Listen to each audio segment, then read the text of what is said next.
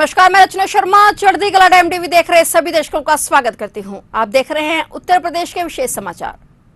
उत्तर प्रदेश के मुख्यमंत्री योगी आदित्यनाथ ने डॉक्टर शकुंतला मिश्रा राष्ट्रीय पुनर्वास विश्वविद्यालय के अभियांत्रिकी एवं प्रौद्योगिकी संकाय के भवन का शिलान्यास किया। उन्होंने बाद में विद्यार्थियों को टैबलेट वितरण किए। उन्होंने कहा कि प्रधानमंत्री के नेतृत्व में केंद्रीय कैबिनेट द्वारा पीएम स्वनिधि योजना को दिसंबर 2024 तक जारी रखने का निर्णय लिया गया है, जिसका सीएम योगी ने स्वागत किया। निस्संदेह यह निर्णय समस्त आर्थिक स्वावलंबन के संकल्प को साकार करते हुए अंत्योदय के प्रण को पूर्ण करने में सहायक होगा। सीएम योगी ने कहा कि प्रधानमंत्री जी की अध्यक्षता में कोविड-19 के संबंध में आयोजित वर्चुअल बैठक में सहभाग किया, जिसमें उत्तर प्रदेश में कोविड प्रबंधन के अंतर्गत चल रही गतिविधियों से उन्हें अवगत करवाया। उन्होंने कहा कि टैबलेट और लैपटॉप देने से बच्चों को डिजिटल से पढ़ाई सुगम होगी। उन्होंने कहा कि कोरोना काल में भी डिजिटल माध्यम से पढ़ाई जारी रखी।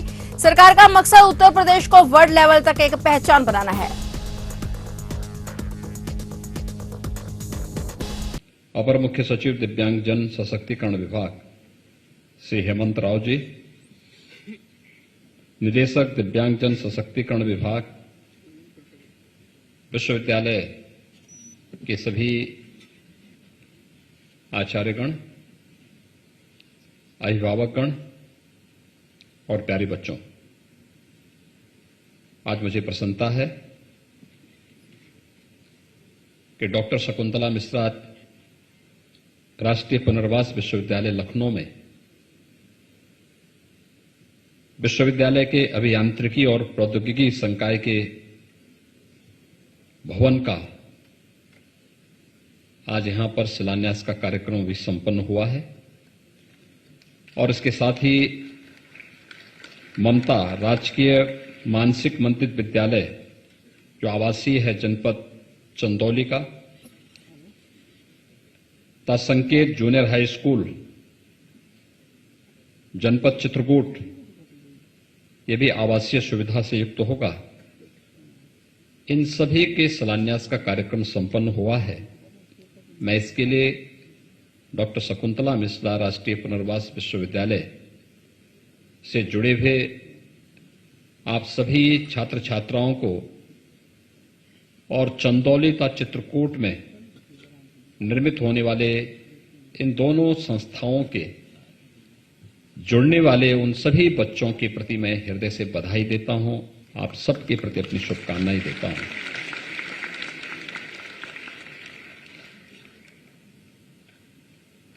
वास्तव में जब मैं आपको देखता हूं तो मुझे लगता है कि व्यक्ति का मूल्यांकन केवल उसकी शारीरिक बनावट से ही नहीं हो सकती, बल्कि उसकी सोच, उसकी बुद्धिमत्ता, उसके विवेक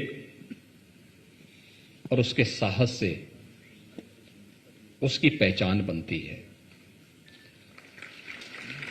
और भारत तो इस मामले में दुनिया के अंदर तो इस प्रकार के अनेक उदाहरण हैं। जब भले ही शारीरिक रूप से किन्हीं कारणों से वो व्यक्ति अपने को सक्षम न मानता रहा हो, लेकिन उसकी बुद्धिमत्ता ने, उसके विवेक ने, उसके साहस ने उसे दुनिया के सामने एक आदर्श के रूप में प्रस्तुत किया। और भारत तो इसका उदाहरण है। हम जब भारत की ऋषि परंपरा की बात करते हैं तो सबका ध्यान सहसा ही ऋषि अष्टावक्र की ओर जाता है। मध्यकाल में भक्ति काल के एक महाकवि हुए थे सूरदास। उनकी रचनाओं से कौन ऐसा भारतीय होगा और हिंदी साहित्य का कि मैं रुचि रखने वाला कौन ऐसा भारतीय होगा जो महाकवि सूरदास से अभिभूत न हुआ हो। और आपने देखा होगा जब सूर और तुलसी की भक्तिकालीन रचनाओं की हम तुलना करते हैं, ब्रह्मांड के रहस्य के बारे में उनकी जो थ्योरी है, पूरी दुनिया उसका लोहा मानती है। अनेक ऐसे उदाहरण हैं जहां पर दिव्यांग जनों ने अपनी प्रतिभा को, अपनी बुद्धिमत्ता का लोहा देश और दुनिया के सामने मनवा करके अपनी इस असीम ऊर्जा को सबके सामने उसकी अलग छाप छोड़ी है। और ये हम सबका सौभाग्य है कि हम तो दुनिया की सबसे उर्वरा भूमि उत्तर प्रदेश में हम सबको जन्म लेने और डॉक्टर शकुंतला मिश्रा विश्वविद्यालय के साथ जुड़ने का सौभाग्य आप सबको प्राप्त हुआ है। उत्तर प्रदेश के मुख्यमंत्री योगी आदित्यनाथ ने सभी मंडल एवं जिलों में तैनात अधिकारियों को राज्य में विभिन्न त्योहारों पर धार्मिक सौहार्द की मिसाल कायम करने का श्रेय स्थानीय प्रशासन को देते हुए आगामी 3 मई को ईद और अक्षय तृतीया पर्व एक साथ होने के मद्देनजर इस दिन सभी अधिकारियों से विशेष संवेदनशीलता बरतने के निर्देश दिए हैं। सीएम योगी ने मंडल, जनपद, तहसील और ब्लॉक स्तर पर तैनात अधिकारियों के साथ देर रात तक चली वर्चुअल बैठक में ये निर्देश देते हुए कहा कि विगत दिनों रामनवमी के पर्व पर जिस प्रकार शांति और सौहार्द का माहौल रहा वह नए उत्तर प्रदेश की पहचान बन रहा है। उन्होंने कहा कि यद्यपि कुछ अराजक तत्वों एवं संगठनों ने हनुमान जयंती पर कुछ गड़बड़ी करने की कोशिश की थी, लेकिन उन्हें यथोचित जवाब दे दिया गया है। सीएम योगी ने इस बाबत निर्देश दिए कि आगामी 3 मई को अक्षय तृतीया और ईद का पर्व एक साथ संभावित है। ऐसे में पुलिस और प्रशासनिक अधिकारियों की अतिरिक्त संवेदनशीलता अपेक्षित है।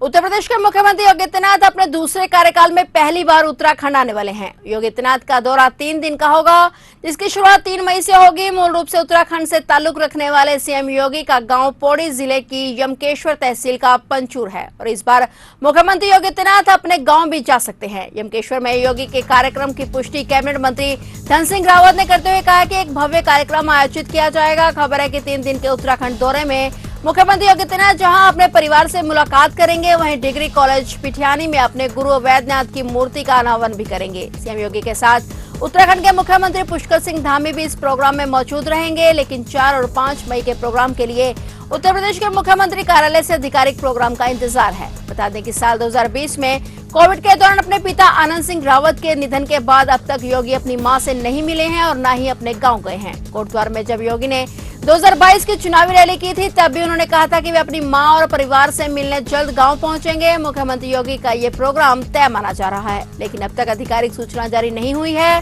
बताया जा रहा है कि 3 दिनों के उत्तराखंड दौरे में 4 से 5 मई को योगी देहरादून और हरिद्वार में रह सकते हैं। देहरादून में धामी के साथ दोनों राज्यों के मुद्दों पर बात हो सकती है और परिसंपत्तियों के बंटवारे के बाद उत्तराखंड को मिले अलकनंदा गेस्ट हाउस और यूपी के नए गेस्ट हाउस का उद्घाटन सीएम योगी के हाथ हो सकता है।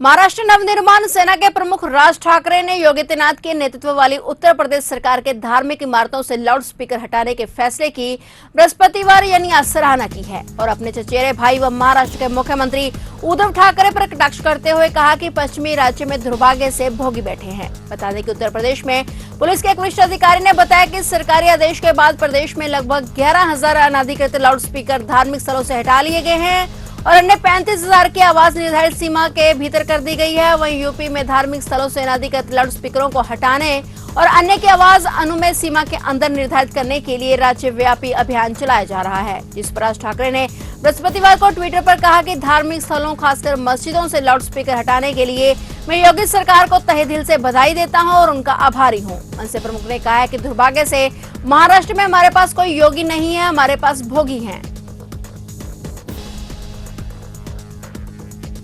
बहुजन समाज पार्टी अध्यक्ष मायावती ने उनको राष्ट्रपति बनाए जाने संबंधी समाजवादी पार्टी प्रमुख अखिलेश यादव के बयान को खारिज करते हुए बृहस्पतिवार को कहा कि वे देश की प्रधानमंत्री बनना पसंद करेंगे और राष्ट्रपति बनने का सपना वे कभी देख नहीं सकती। मायावती ने यहां एक बयान देते हुए यह बात कही। उन्होंने कहा कि सपा अध्यक्ष अखिलेश यादव ने हाल ही में राज्य में हुए विधानसभा चुनाव में बसपा पर भाजपा को अपना वोट दिलाने का आरोप लगाया है, जो पूरी तरह से मनगढ़ंत है। बल्कि सच्चाई ये है कि सपा की वजह से ही भाजपा सत्ता में लौटी है। मायावती ने कहा कि वह देश के दबे कुचले लोगों को अपने पैरों पर खड़ा करने का कार्य देश का राष्ट्रपति बनकर नहीं बल्कि उत्तर प्रदेश का मुख्यमंत्री या देश की प्रधानमंत्री बनकर ही कर सकती हैं। इसलिए सपा के लोग अपने राजनीतिक स्वार्थ के लिए उन्हें राष्ट्रपति बनाने का जो सपना देख रहे हैं वह उसे भूल जाएं। गौरतलब है कि सपा अध्यक्ष अखिलेश यादव ने बुधवार को मैनपुरी के संवाददाताओं से बातचीत में कहा था कि बसपा ने उत्तर प्रदेश चुनाव में अपना वोट भाजपा के हस्तांतरित कर दिया है। उन्होंने कहा कि अब यह देखना दिलचस्प होगा कि भाजपा मायावती को राष्ट्रपति बनाती है या नहीं। इस दौरान मायावती ने सपा पर पलटवार करते हुए कहा कि तमाम गठबंधन करने के बावजूद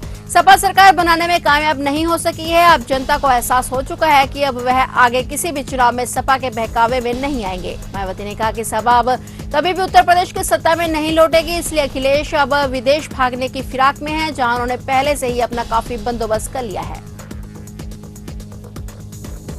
फिलहाल उत्तर प्रदेश के विशेष समाचारों में इतना ही, और नए समाचारों के साथ फिर से हाजिर होंगे। तब तक के लिए देखते रहिए चढ़ती कला टाइम टीवी, और अब मुझे दीजिए इजाजत। धन्यवाद।